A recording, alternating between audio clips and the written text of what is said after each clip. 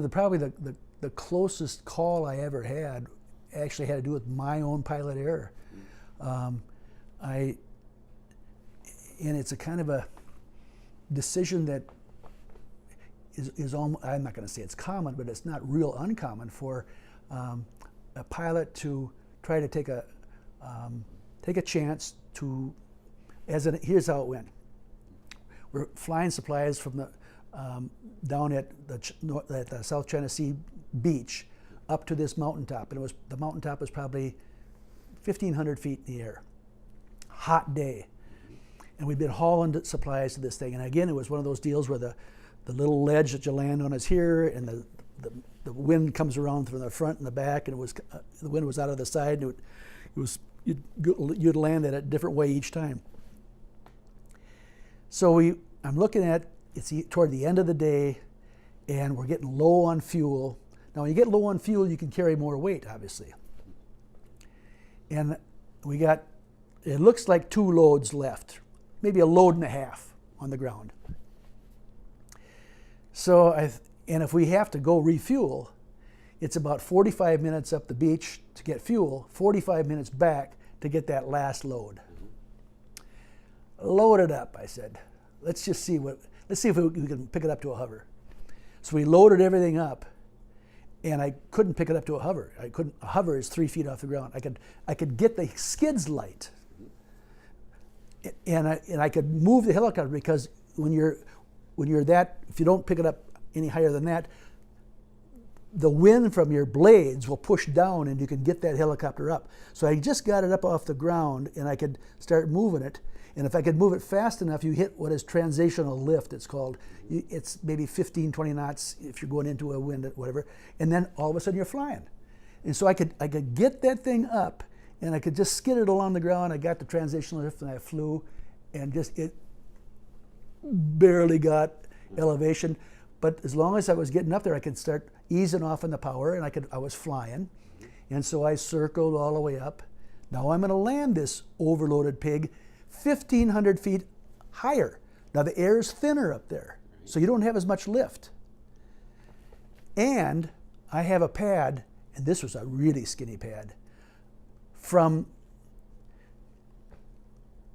side to side. You've got a 48-foot width on your rotor blade, so it's 24 feet from the shaft to the blade there. And I would say from the shaft to the mountainside might have been 35 feet, so before it goes up where you had to land there.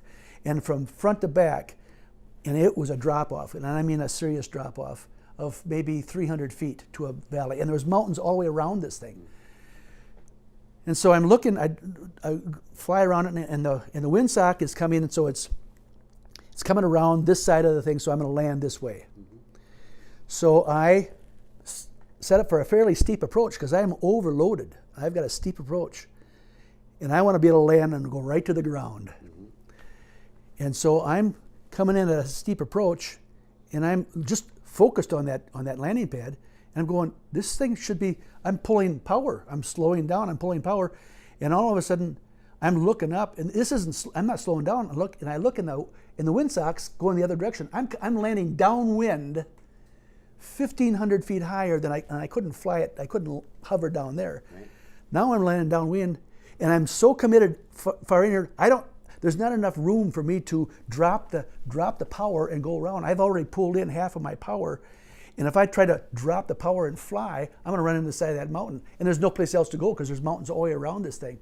So I'm sitting there holding this thing, and now the RPM is supposed to be at 6,600 RPM, and you never want to fly this thing below about 64. 6,200 RPM is critical. I'm looking here, and I've got 6,000 RPM. At 6,200 RPM, the buzzer's going off, and it's beeping. I'm at 6,000 RPM, and it isn't slowing down.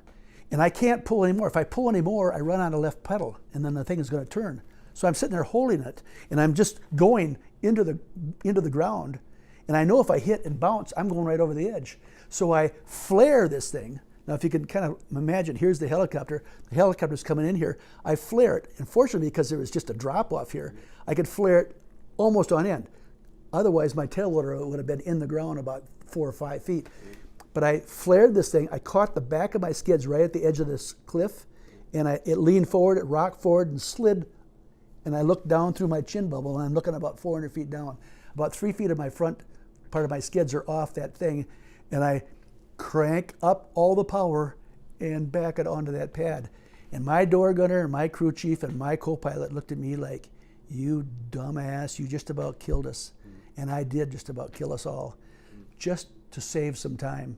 But that's the kind of thing that causes, and we'd all roll down the hill and they'd have called it pilot error. And that's exactly what it would have been. But that's probably as close as I ever came to. I mean, there's a lot of things that happen because people are shooting at you, whether you can't do anything about that, but that was my choice to do something like that. And when you're dealing with, I was 21 years old.